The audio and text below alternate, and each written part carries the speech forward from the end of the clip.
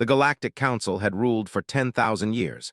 They controlled the known universe with cold logic and ancient laws that no one dared to break.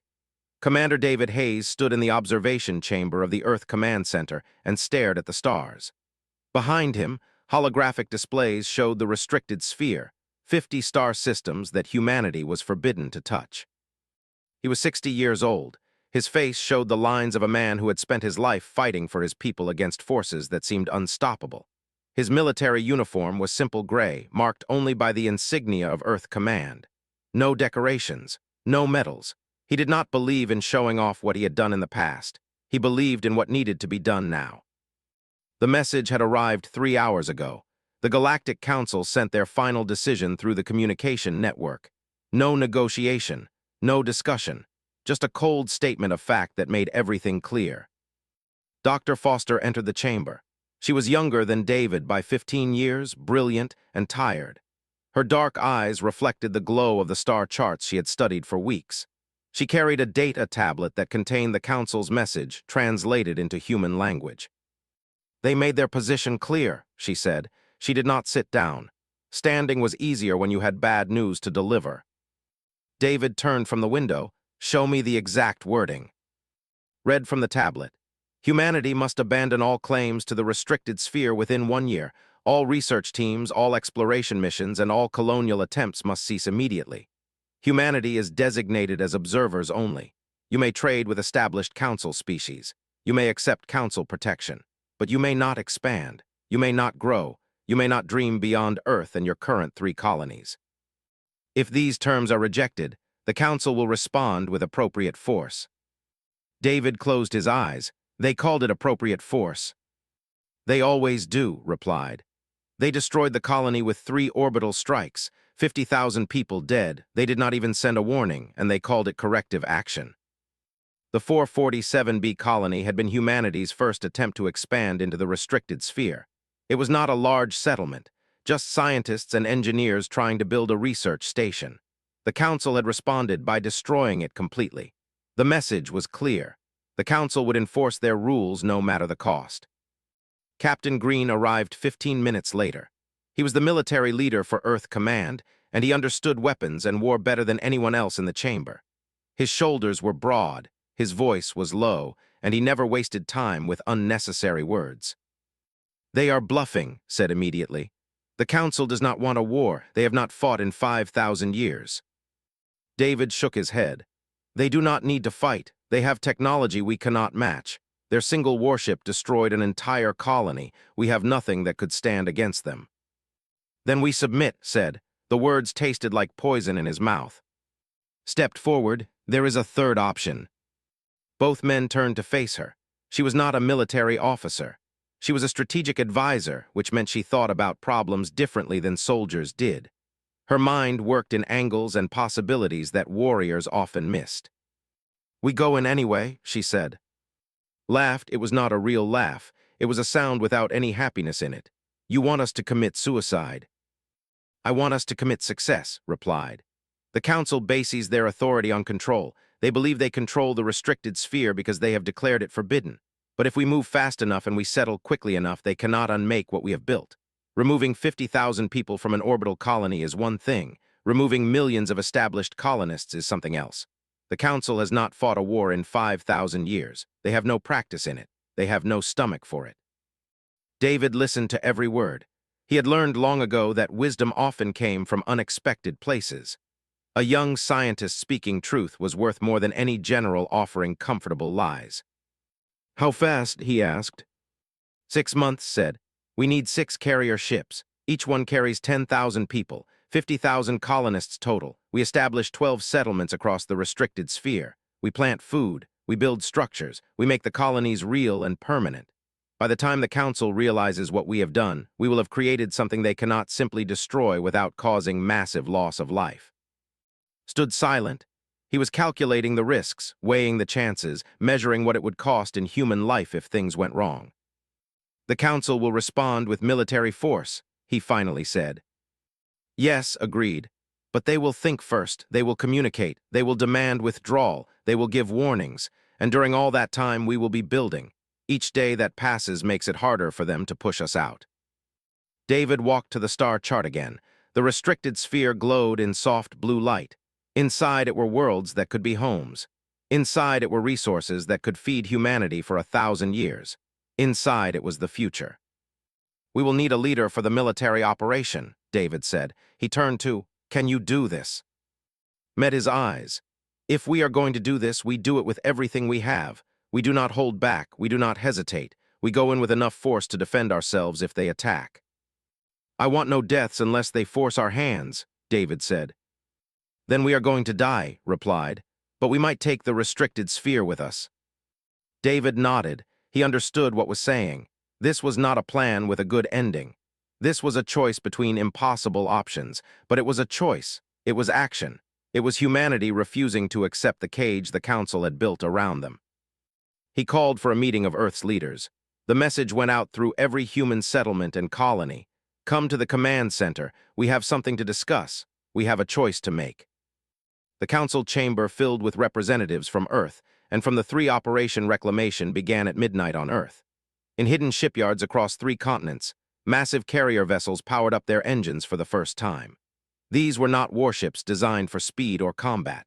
They were transport vessels designed to carry people, equipment, seeds, livestock, and everything needed to build a civilization from nothing. The Earth carrier Liberty was the largest of the 6 vessels.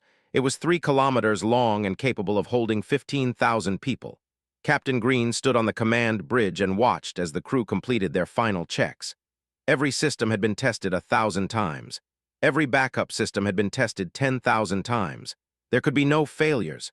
There could be no mistakes. His communications officer, a woman named Lisa, approached with a status report. She was precise and calm, the kind of person who kept working even when everything seemed to be falling apart. "All ships report ready for departure," Lisa said. "The civilian population is boarding now. We have 10,000 on the Liberty and approximately 50,000 distributed across the other 5 carriers. Medical teams are in place. Agricultural equipment is secured. Food supplies will last for 10 months. Nodded, 10 months. That was the timeline. 6 months to establish the colonies and 4 months of safety margin before supplies became critical. After that, the settlements would need to be producing their own food or everything would fail. The Liberty lifted off the Earth's surface at exactly 100 hours, felt the familiar sensation of gravity disappearing beneath him. The sensation never changed, no matter how many times he experienced it. It was always the moment of release, the moment of no return. "Set course for jump point 3, commanded. All ships follow." The 6 carriers accelerated toward the outer system, where the jump gate waited. A jump gate was humanity's way of moving through space faster than light could travel. The gates opened tunnels through space that allowed ships to cross light years in minutes instead of months. Chris Morton was a pilot on the Liberty. He was 28 years old and had been flying reconnaissance for 5 years. This was his first major operation as part of a military fleet. His hands moved across the navigation controls with practiced precision as he monitored the flight path of all 6 carriers. The first sign of trouble came when they were 3 hours from the jump point. An alarm sounded on Chris's console. His eyes went to the screen and his body went cold. "Captain," he said, keeping his voice steady despite what he was seeing, "we are being scanned." The command bridge went quiet. Everyone knew what scanning meant. It meant someone had detected them. Appeared at Chris's station in seconds. "Source." "Multiple sources," Chris said. "There are ancient monitoring stations activating across this region. They are old, very old, but they are broadcasting detection signals in the Council's communication format." Lisa turned to, "The Council was supposed to not know about our departure for at least another week. We calculated that carefully. Our ships are shielded from modern scanners." "These are not modern," Chris said. His fingers moved across the controls. "These stations are broadcasting warnings. They are transmitting our location and our course to something. I am trying to trace the signal, but it is bouncing through relay systems I cannot follow." Made a decision immediately. "All ships increase speed to maximum. We jump through the gate now. We do not wait for anything." The 6 carriers moved together through space like a coordinated school of fish. Engines pushed to their limits. The jump gate approached faster and faster. The monitoring stations behind them continued broadcasting warnings, but there was nothing they could do to stop the carriers now. The ships passed through the gate and entered the tunnel between spaces.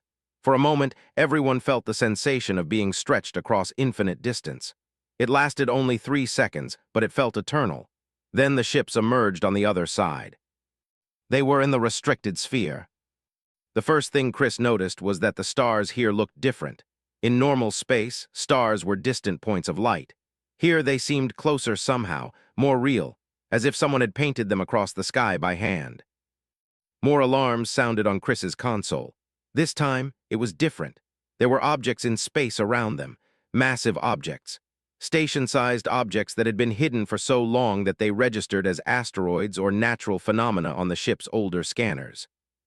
"What is that?" asked. Chris adjusted his instruments and the visual feeds. What appeared on the screens made him forget to breathe for a moment. These were not asteroids, they were structures, geometric shapes, construction, artificial.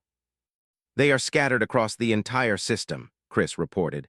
"Thousands of them, some as large as small moons. All of them are old. The metal shows composition signatures that match nothing in Council records." Lisa looked at. There is something in the restricted sphere, something that was here before the Council. Understood what that meant.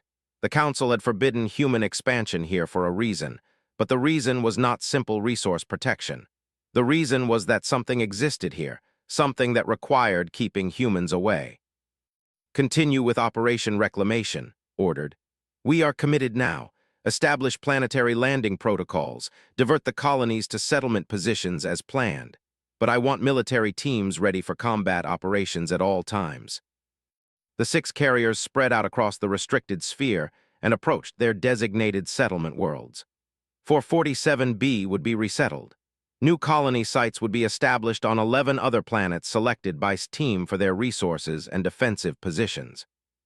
As the ships approached 447b, Chris saw something that made him request immediate leave to investigate.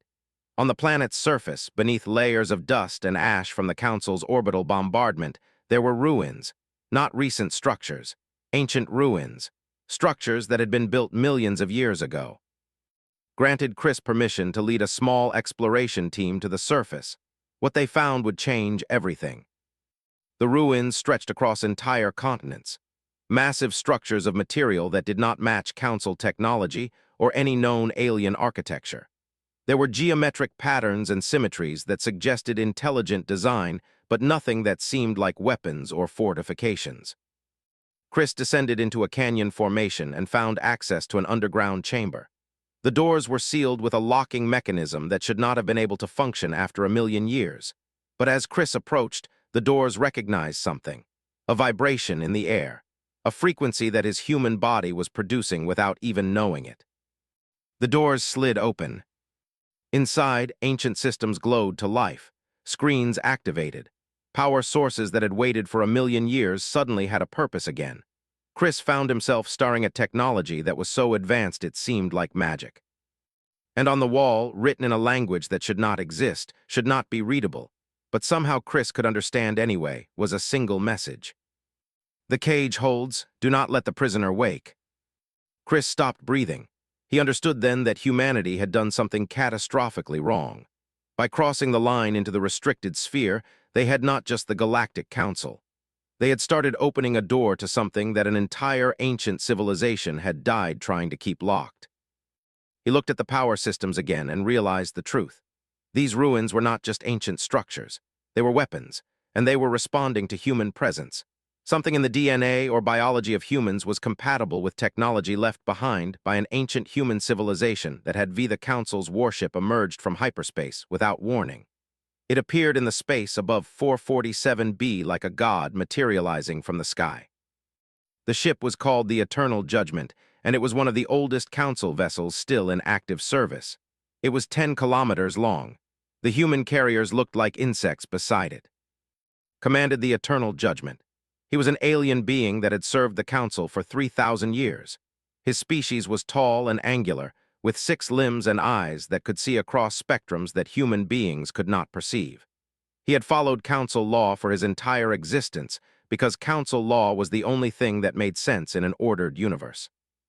When the alarm sounded in his command center that humans had crossed into the restricted sphere, felt something he had not experienced in centuries. Anger, not rage that burned like fire, cold anger that moved like a blade through water.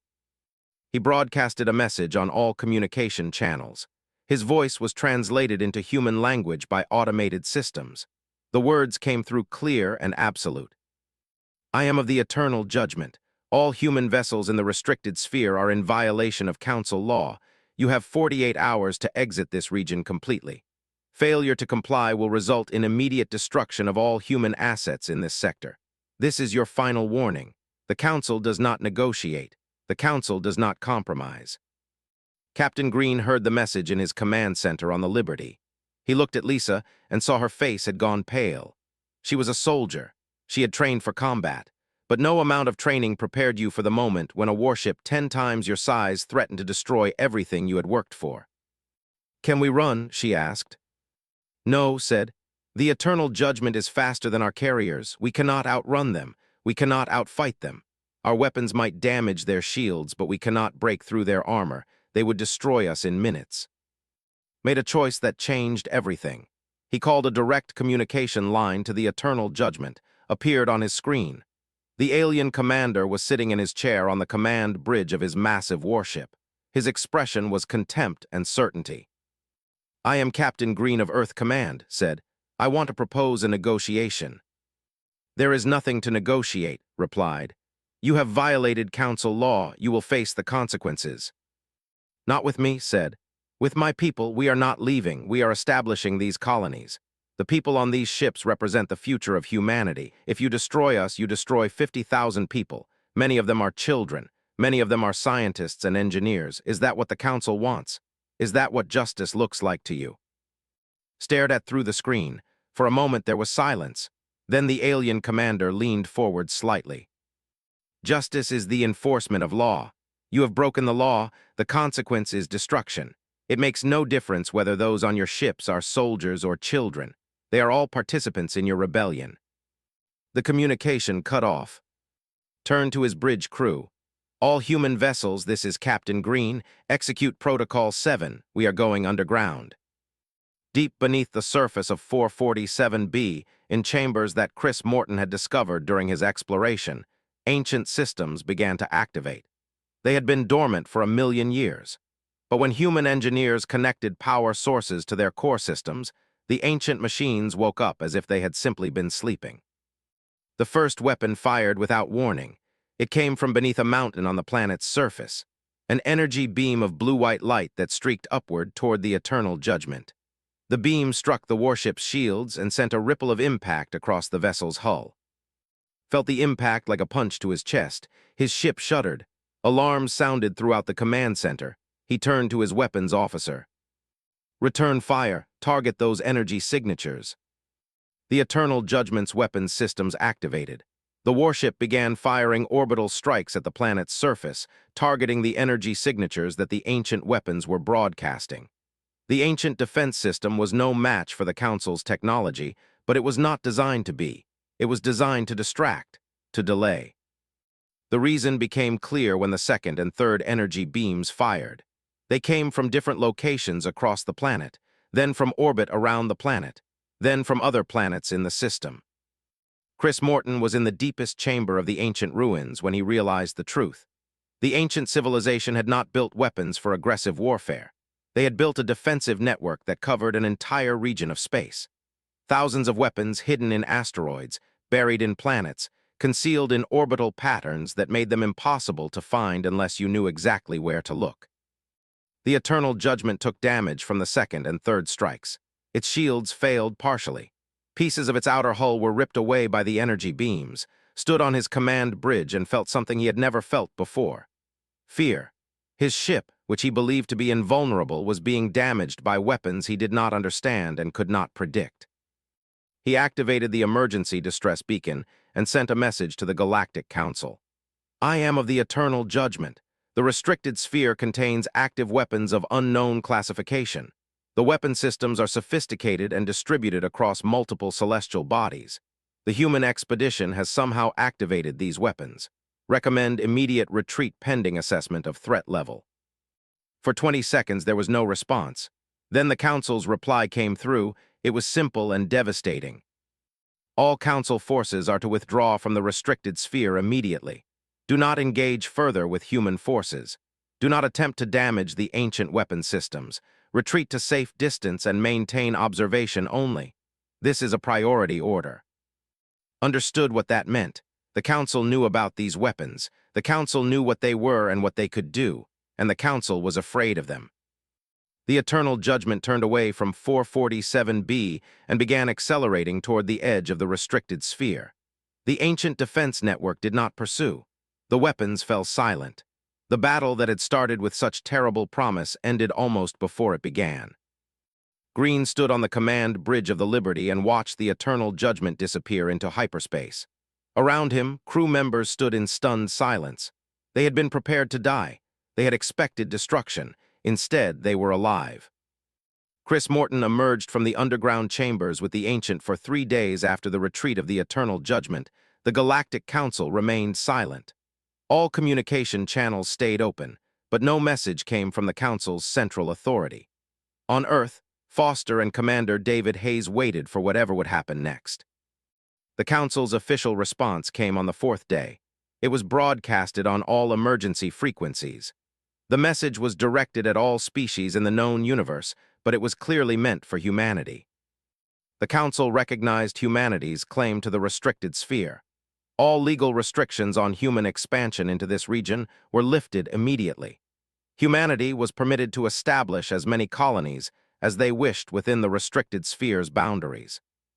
But there was a condition that changed everything. Humanity would accept full responsibility for the restricted sphere. All weapons within the region would remain in human custody and would never be removed from the restricted sphere. Any human attempt to utilize the ancient weapons for purposes outside the restricted sphere would be considered an act of war against the Council. Any human attempt to explore the deepest ruins or decode the oldest messages within the restricted sphere would result in immediate and total destruction of all human worlds. The Council sent one more message after this official decree. It was directed to Earth Command specifically and sent through the most secure channels. The message was short. Maintain the boundary, keep the cage sealed. What sleeps inside must never wake. This is not an offer. This is an instruction. Failure will result in extinction. Green received Chris Morton's full report about what he had discovered in the deepest ruins. The message about the cage. The warnings about something that must not wake. The implication that humanity had not just discovered ancient weapons. Humanity had discovered something that the entire Galactic Council feared more than anything else. The military leader made a decision immediately. He convened a meeting of all human leadership on a neutral planet in the restricted sphere. The gathering brought together scientists, military officers, civilian leaders, and diplomats. They had to decide what humanity would do with the power they had discovered. Dr. Foster stood before the assembly and presented what they had learned. The ancient civilization had been human, or nearly human. Their DNA showed markers that suggested they shared a common origin with modern humans. The scientists theorized that this ancient civilization had existed 1,000,000 years ago, before humans evolved on Earth. They had built the restricted sphere and the weapon network as a last defense against something. The question is not what the weapons are, said. The question is what are they defending against? The deepest messages speak of an entity, something vast, something that moves between stars, something older than the Galactic Council and far more powerful. She displayed images from the ancient records, geometric shapes that hurt to look at, mathematical descriptions that seemed to bend space, warnings written in a language 1,000,000 years old but somehow still understandable. The ancient civilization did not build weapons to fight this entity, continued. They built weapons to contain it. The restricted sphere is not a region of space that was forbidden for resources. It is a cage, a prison, and the weapons are not meant to destroy what is inside. They are meant to keep it inside. The assembly sat in stunned silence. The implications were staggering. Stood and addressed the gathering. We have 3 options. First, we can abandon the restricted sphere. We can accept the Council's limits and go back to Earth with our tails between our legs. That is not acceptable to me. Second, we can ignore the warnings. We can try to decode everything. We can attempt to understand what we are dealing with. That option will result in immediate destruction by the Council. Third, we can accept what the Council has told us. We can become guardians of the restricted sphere. We can maintain the ancient weapons. We can learn enough about the system to keep the cage sealed, but we do not explore beyond that point. He paused and let his eyes move across the faces of every person in the chamber. I recommend the third option, said. We accept the responsibility. We become something new, not just a species trying to survive, a species that has earned the trust of keeping something locked away, a species that understands the cost of power and accepts the burden that comes with it. The assembly voted. The vote was unanimous. Humanity would become the guardians of the restricted sphere. They would maintain the weapons network. They would establish settlements and build a civilization. But they would never break the seal. They would never attempt to wake what slept inside. Over the next year, human settlements flourished across the restricted sphere. Millions of colonists arrived from Earth and the established colonies. New cities were built. New research stations were established. Military installations were constructed at every ancient ruin to ensure that no human force could ever accidentally activate something that would break the seal. Chris Morton was appointed as Guardian Commander of the deepest ruins. It was his responsibility to ensure that the oldest and most dangerous chambers remained sealed. Military personnel under his command were stationed at every entrance. Scientists worked under strict protocols to understand the ancient technology without activating anything that could threaten the cage. One evening, Chris stood at the entrance to the deepest chamber and looked at the warning message that the ancient civilization had left behind. The message had been translated and analyzed 100 times. The boundary holds, the peace endures, continue your watch. It was not a message of hope. It was not a message of strength. It was a message of eternal vigilance. A reminder that maintaining the cage was not a task that ended. It was a task that never ended. Generation after generation of humanity would be born into a world where their first duty was to keep something locked away, to stand guard over something they would never fully understand. A new pilot arrived at the ruins that day. She was young, barely 20 years old. Her name was.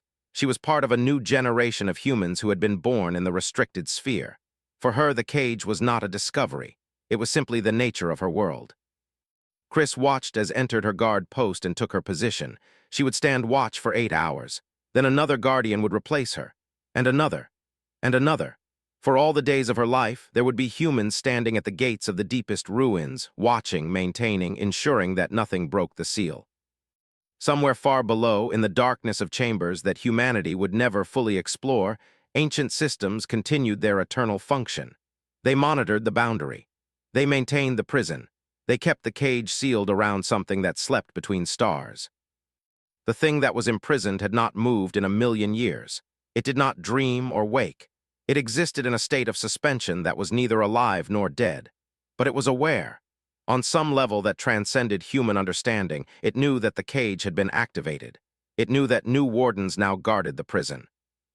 And with infinite patience, it waited for the day when the wardens would fail, when the cage would crack, when the boundary would break.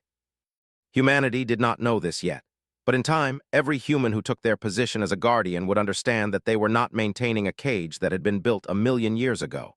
They were maintaining a cage that would last only as long as humanity was 20 years past. The restricted sphere had become home to billions of humans. Cities rose from barren planets. Agriculture flourished. Research stations made discoveries that pushed the boundaries of science. Humanity had transformed from a struggling species, confined to a few worlds, into a civilization that spanned an entire region of space. Captain Green was still alive, but he was old now. His hair had turned white. His hands had developed the tremor of age, yet his mind remained sharp. He had spent every day of the past 20 years working to understand the boundary, not to break it, but to understand what it meant and what it protected. He stood in the primary observation station of the deepest ruins on Nova Prime. The station was named Guardian's Post, and it was the most secure facility that humanity had ever built. Shields within shields, redundant power systems, isolated communication channels that could not be hacked from the outside. Chris Morton was with him. Chris had aged well. His face showed the lines of someone who had spent his life in a purpose greater than himself. He was now the director of restricted sphere studies, overseeing all research into the ancient civilization and the weapons they had created. The boundary is stable, Chris reported. All weapon systems are functioning within normal parameters. There have been no anomalies or warnings. The cage remains sealed. Nodded, it was what he heard every day. The same report, the same confirmation, the same assurance that what they were guarding remained locked away. "What about the deepest archives?" asked. "Has Dr. Foster approved access to the final level?" Chris hesitated. Dr. Foster was now in her 80s. She had retired from active service 5 years ago, but her recommendations still carried weight. She was the keeper of the oldest knowledge about what the restricted sphere contained. "She will not," Chris said finally.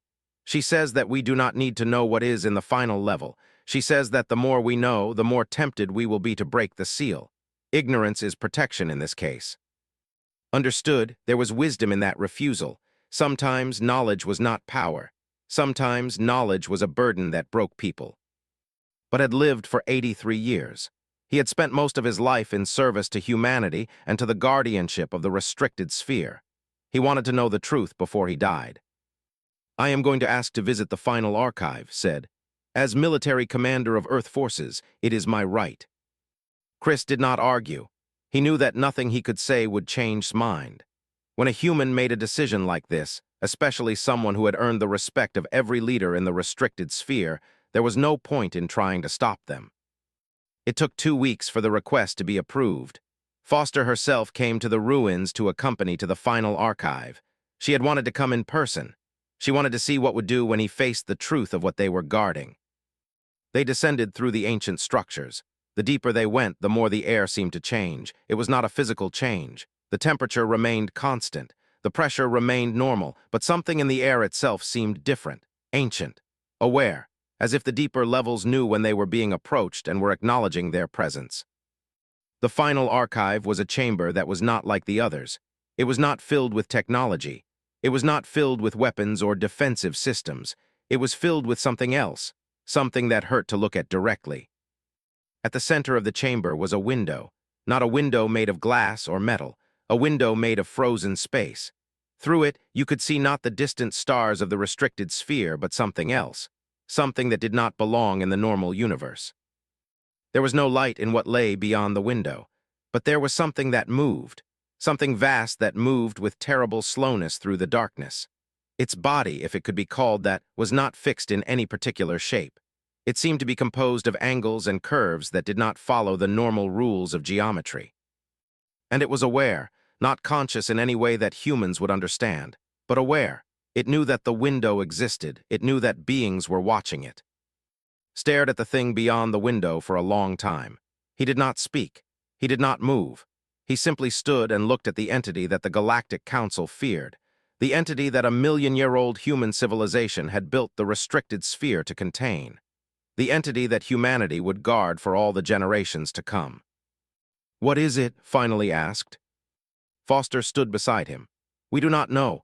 The ancient records call it a shadow thing, a thing that consumes attention, a thing that devours awareness. It is not aggressive or violent in any way that we understand, but anything conscious that becomes aware of it too directly tends to go mad.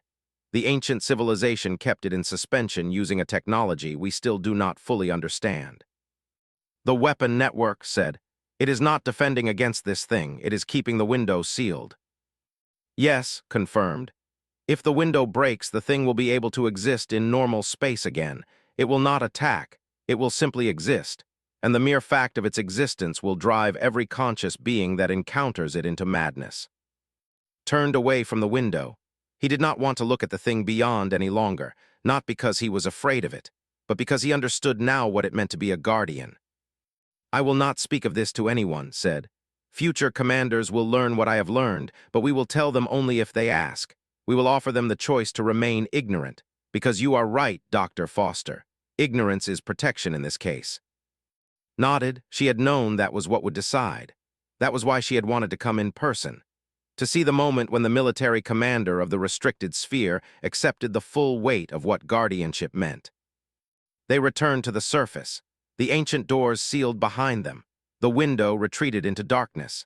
The thing beyond remained where it had always remained, waiting with infinite patience in the cold abyss between the stars. In the years that followed, trained his successor. He transferred command of Earth's military forces in the restricted sphere to a younger officer named Park. Before he stepped down, took to the deepest archive and showed him the window. Then he gave the choice to remain ignorant about what lay beyond. Ask to see. Had known that would ask, because the burden of guardianship demanded that the commanders know what they were guarding, even when that knowledge came at a cost. The cycle continued. Commanders learned the truth. Commanders accepted the burden. Commanders trained new commanders and asked them to make the choice. Sometimes the choice was to remain ignorant. Most often it was to look beyond the window and understand what they had promised to guard for all eternity. Earth sent a formal message to the Galactic Council every decade. The message was always the same. The boundary holds, the peace endures. The cage remains sealed, humanity stands guard. And the Council sent back an identical response. The boundary holds, the peace endures, continue your watch. 50 years after the operation began, Green died. He was 133 years old. He died in the Guardian's post, looking out at the stars of the restricted sphere. In his final moment, he thought about the thing beyond the window. He thought about the ancient civilization that had gone extinct fighting to keep it locked away. He thought about all the humans that would be born into a world where their duty was to stand guard. Chris Morton gave the funeral oration. He spoke about sacrifice. He spoke about how it defined what it meant to be human in an age of gods and cosmic entities. He spoke about how true power was not the ability to destroy, but the strength to stand guard over what had to remain locked away. We are not the strongest beings in the universe, Chris said. The Council is older than us. Their technology is far beyond ours. There are entities in the darkness between stars that could destroy everything we have built without effort. But we were chosen for this duty, not by conquest or force, but by our willingness to accept it. We became the wardens of the restricted sphere not because we were powerful. We became the wardens because we were capable of standing still and holding the line when everything around us wanted to rush forward and break what was sealed away.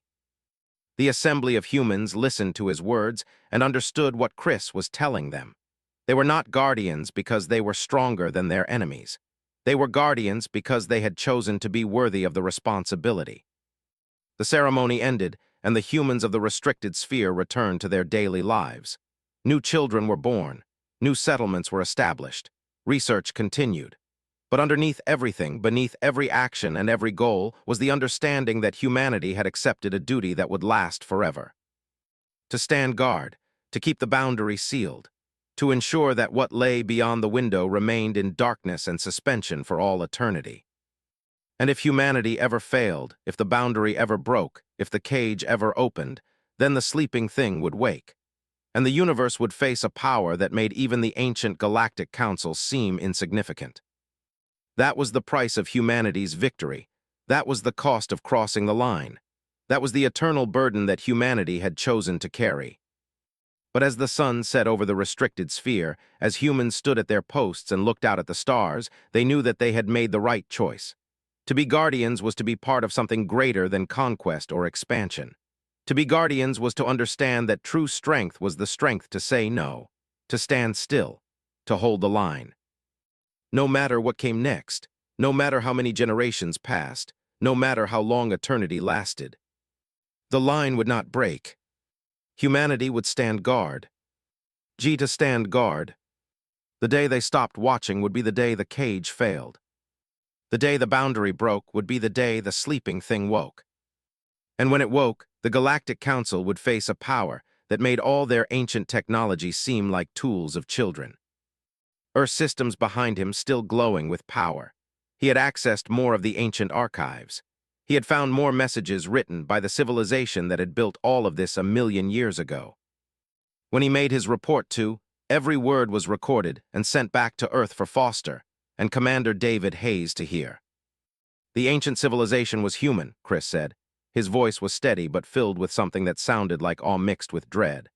Or at least they were the same species as us. They built this entire defense network to protect something. And the message I found was very clear about one thing. These weapons were not meant to be used. They were meant to keep something locked inside the restricted sphere. We activated a defense system. We did not open a cage. He paused, letting the meaning sink in. But sir, I think we have already started opening the cage. and I am not sure the Council wants to see what happens if we finish the job. 1,000,000 years ago. Chris sent an urgent message to Captain Green. Sir, you need to see this. Everything the Council has done, everything they have forbidden us from doing, it is all connected to something we did not know existed. Received the message, and understood that Operation Reclamation had just become something far more complicated and far more dangerous than anyone had planned. All human colonies, 200 people gathered to hear what David had to say. He told them about the restricted sphere and the Council's ultimatum. He told them about its plan. He told them about the risks. He did not lie about the cost or the danger. When he finished speaking, there was silence in the chamber. Then the representative from the Mars colony stood up. Then the leader from the Luna settlement. Then Earth's government officials. One by one they voted, not with machines or computers, with their hands raised, with their voices, with their commitment. The vote was clear, 94% in favor. Humanity had made its decision. In 6 months they would cross the line. In 6 months they would dare to defy the Galactic Council. In 6 months they would find out if their courage meant anything against the power of ancient forces. David stood at the observation window again that night. He looked at the restricted sphere and saw it not as a barrier but as a door. They were going to open that door, and whatever lay on the other side would change everything.